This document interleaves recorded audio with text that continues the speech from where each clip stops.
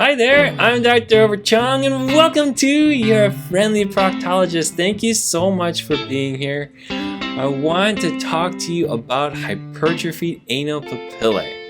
HAP for short, okay? So it's such a long word. We're going to answer questions like, what is it?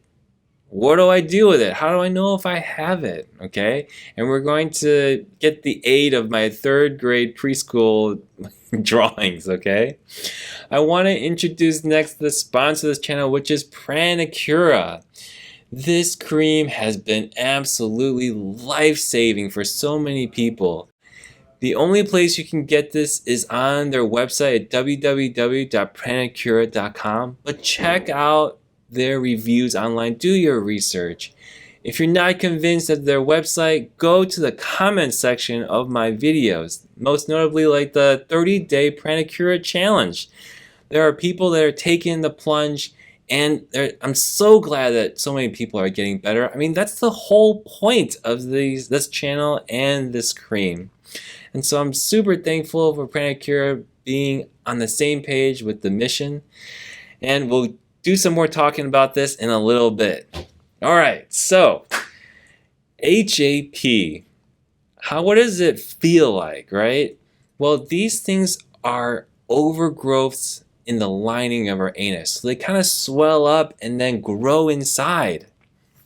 And they are kind of stiff. So you may feel like there's some flip-flopping, like something going up and down inside your anus when you're moving, or especially when you're pooping, okay?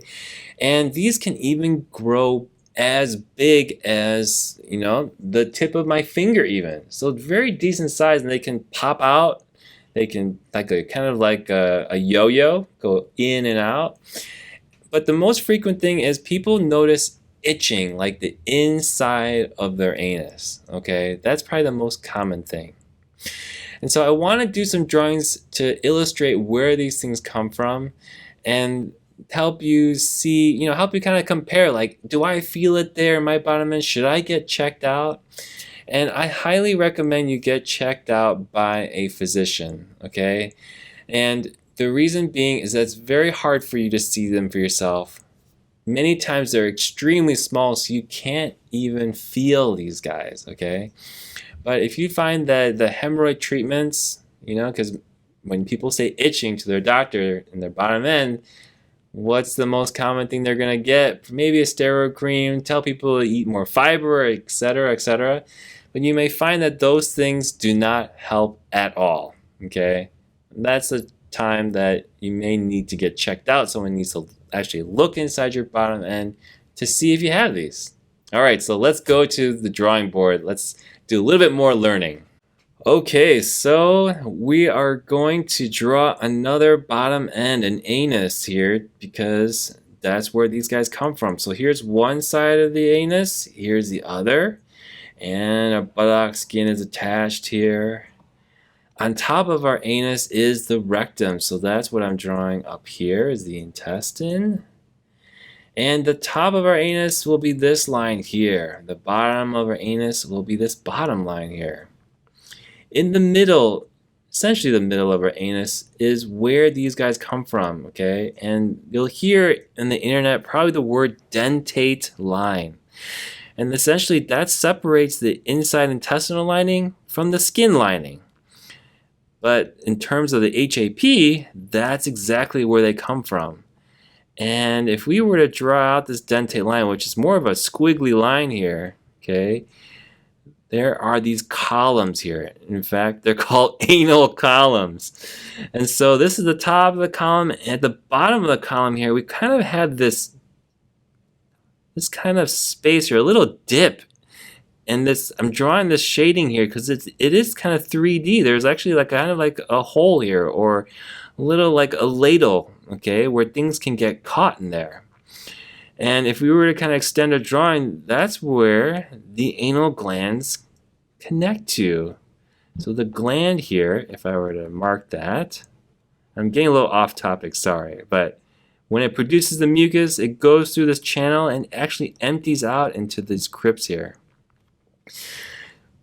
Now HAPs, they actually will come from the top of these columns here, okay? So when you have inflammation, and that's the theory here, is the inflammation causes this overgrowth to happen. Let's say you have an anal fissure here, a cut that's creating inflammation. The body's trying to heal it. You've got pain there. With that, over time, this column can actually swell up and actually grow. It starts to get larger and larger, even to the point where it looks like there's a polyp inside of your anus. Now, you also know that this anal fissure causes inflammation on the outside of our skin too. I've got some videos on that. This is something else. This is called the sentinel pile. And again, the skin can grow and get larger and thicker here. So the inside overgrowth, HAP. Outside overgrowth, sentinel pile. Super interesting, huh? These fissures are bigger troublemakers than we ever thought. So I hope that drawing was helpful for you to kind of illustrate where these things come from. And to see these, you need to have a physician who is very good at performing anoscopies. Someone like a surgeon like myself would be able to find these things no problem, okay? Now, how do you deal with them? How can you get them treated? Well, you have to remove them or destroy them. If there's like one small one or two possibly, and I know I can get to it very easily, that's something I can do in the office potentially. I can numb him up and then destroy him, usually burn him in the office, okay? If there are more of them, lots of them, or big ones, that's not something I would do in the office because I would want to open your bottom end up. And in surgery with you asleep, I can have you relaxed and see every square inch of your bottom end, okay? That way I make sure I get every single one of them and not leave one and two out and leave it to chance that, oh, I hope I got all of them, right? The other thing too is I've taken out HAPs that are like the size of my fingernail. And I'm not even exaggerating, okay? Now, if I remove that, you gotta put some stitches in to prevent bleeding complications. And plus, you want me definitely to make sure I get the whole thing out, right? So that hopefully makes sense. Yes, the recovery becomes longer, but that is really the proper way to take care of this problem.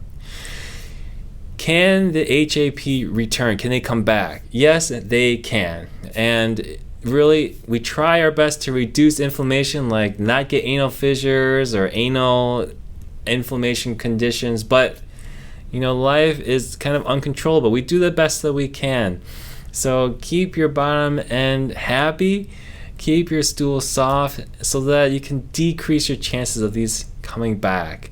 Now, I'd say that if they do come back, do you need that procedure done again? Yeah, it's possible. It's kind of like a fingernail growing back. It doesn't mean that, you know, your bottom end is any worse than it was. It just needs a little bit of a trimming done, right?